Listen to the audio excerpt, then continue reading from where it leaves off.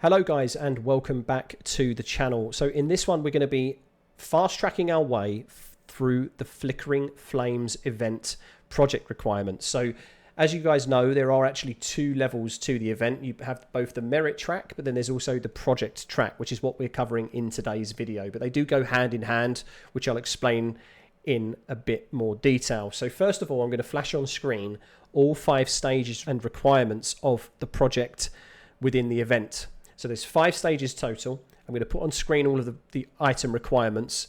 And realistically, guys, this is your call to action, effectively. Don't sell, don't recycle any of the items you see on this screen because they have some value for this particular event and the project element. So let's just flash back to the in-game footage again, and we can talk about both tracks. So first of all, let's cover then the merit track here. So we know that candleberries are the most sought after item for the project, right? They're by far the largest volume or quantity item required at each stage of the project. In some cases you need 60. I think the last one might even need as high as 70 if I remember well. And of course, every few thousand merits that you earn on this track, you will obtain more candleberries. So as we can see here, occurring across all the way from the beginning to the end, we eventually reach a point at 11,400 merits where you have obtained 180 candleberries passively via this system, right? So great. We know that you need 250 total to complete the project, giving you a deficit of 70 candleberries. So we know that we must at least farm 70 candleberries to complete the project. So my first call to action for you is to go to see this video here that I posted yesterday, talking in a bit more detail about a specific farming strategy that I think is the best that I've found so far and probably the best we're ever going to find in order to get these candleberries fast tracked. So go there. If you even want to take that opportunity to farm that route before you get the 180 from the merit system, by all means you can do this. It's a really quick route, really simple strategy, and you can come away with even 30 plus candleberries at a time. So go and check that video out first and then come back to this one.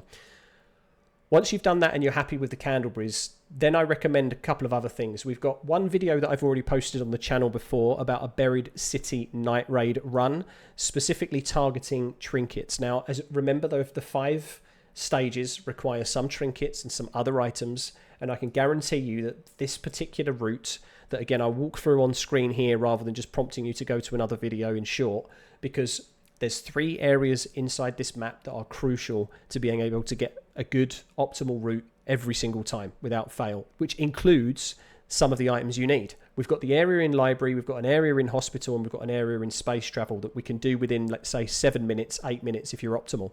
So depending on where you spawn and depending on how far into the raid you are, you can make a conscious decision on how to run this yourself. But ultimately, we want to target lockers. Now, the red lockers, the green lockers are in various locations here, but by far these 3 buildings in such a condensed space offer tremendous amount of value. So there's a set of lockers at the bottom of library, a set of lockers at the top of library, there's a set of red lockers in the middle of hospital, and there's some green lockers at the bottom of space travel. Now, you can spend more time in hospital if you want, taking more loot from the containers there and the blue filing cabinets, the white filing cabinets, which still might yield you some results. But for sure, the lockers are where I found my film reels, my music albums, my candlesticks, my light bulbs. Pretty much, I would say 50% of the items I need, even duct tape, I found them here. Not to mention the fact that these are close quarter areas inside the maps. So we have fireballs spawn, and of course fireball burners are one of the items that we need. So this is for sure the most optimal map to begin your runs with. Do that first, guys, then we can talk about the next step. So once you're happy with the amount of items you've got from Buried City, my next step was to go to Blue Gate, specifically to the village area, which is a residential and commercial area. Now this area specifically should be target farmed for the coffee pots. The coffee pots are, again, a requirement at a certain stage in the project, and I didn't find them at all in my Buried City runs, so I target farm them in this residential area. Again, I try to focus them on major map conditions. I don't actually know if that improves the loot pool, but ultimately I've had the best luck, so I would recommend doing the same thing. Once you're finished with those, The only other thing that I would recommend is potentially going on Dam Battlegrounds.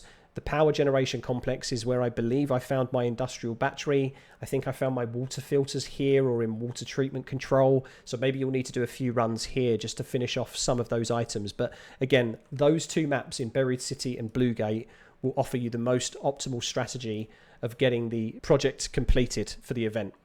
So hopefully that helped you guys. The last thing we're going to touch on before closing the video then is the final reward. So if we go into the project, we can see that this is what we get once we've completed everything. You get a snow globe backpack charm, which I'll showcase in a bit more detail shortly. We also have Patina 3, an extended barrel, and a kinetic converter, which I kind of makes sense really. It was a surprise reward, so nice from Embark. But I think that because the Patina received one of the biggest buffs in terms of weaponry on this particular patch, not in terms of damage, but the magazine size, as you can see, has been adjusted to 22, and also the durability rate in terms of its degrading rate has also been significantly improved. Kind of makes sense to give it to us, right? Just to almost play around with. If we don't have the blueprint yet, just give us one for free, and then we can kind of mess around with it and use it if we want. So that makes sense. But let's also go and check the snow globe, as I know some of you will of course be well into your cosmetic rewards, and I personally really love this one. I think from a Christmas theme perspective, as we rotate my raid around, you can see the snow globe here. It looks like somebody's snowboarding downhill inside the snow globe. So yeah, a nice touch from Embark. Again, I wasn't expecting those rewards, all completely free just from effectively passively playing the game. So once again, I've spoken highly of how I feel like they've monetized this game in previous videos, but I really do think those rewards are great. But sound off in the comments below as always, guys. Let me know what stage of the project you're in. Did you find this video useful? And has it helped you now hoard and store some of the items that you need?